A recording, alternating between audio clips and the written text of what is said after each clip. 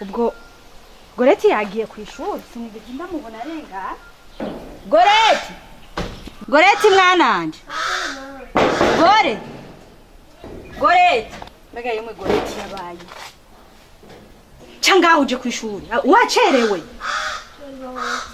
Amasaha yaragiye nyaruka. Mbega Goreti nibiki?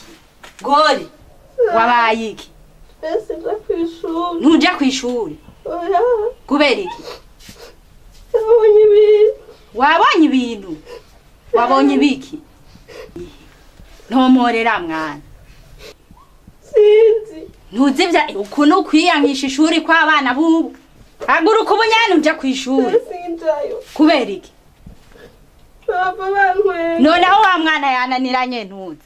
Bya bintu mama. Ibintu biyi. Mujanje kumicafura.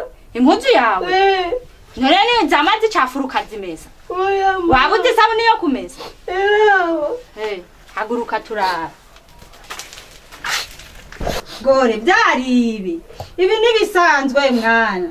Ibi babyita ubutinyanka abakobwa bose birabashikira. Nibyo kubuza kuja kw'ishuri. Goreti. Nadina araje kuguhitana. Ingo tuganda kw'ishuri tutaracera.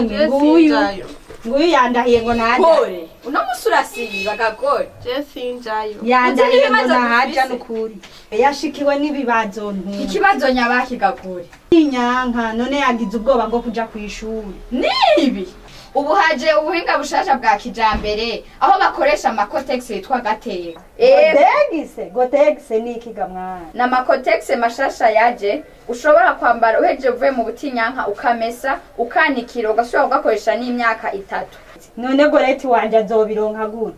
Naravyumvise ku radio bavuga ko ikimenyesha makuru ikiriho kizoza kuyatanga ku ishuri wacu. Ngo mwana urakoze Gore. Urumva ko ikibazo cawe gitorewe inyishu? Ego shamwana uce witegura uje kw'ishuri. Ego mwana. Kwigenekerezo rya 8 ntwarante Uburundi burahimbaza umunsi mpuzamakungu wagenewe umukenyezi. Icivugo cy'uyu mwaka kivuga giti: twifuza mu 2030 umukenyezi aserukiwe ku kazi mu buringanire bwa 50/50.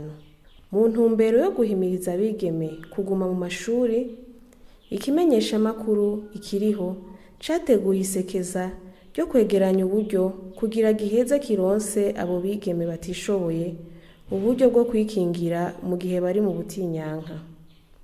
Muri ico gikorwa uwuguza agapaki kamwe kagurwa amafaranga 10,000 azobafashije umwigeme mu kiringo c'imyaka 3. Kubifuza gushigikira ico gikorwa wo dusanga aho dusanzwe dukorera muri Rohero ya 2 kwibarabara rya Source du Nil inimero 23 canke bakishikira mu biro vya Sakode muri Rohero ya 2 kwibarabara ryitirwa abafaransa inimero 11 na 12 canke kandi bakatwakura kuri telefone ngendanwa inimero 61 12 20 26 61 12 20 25 75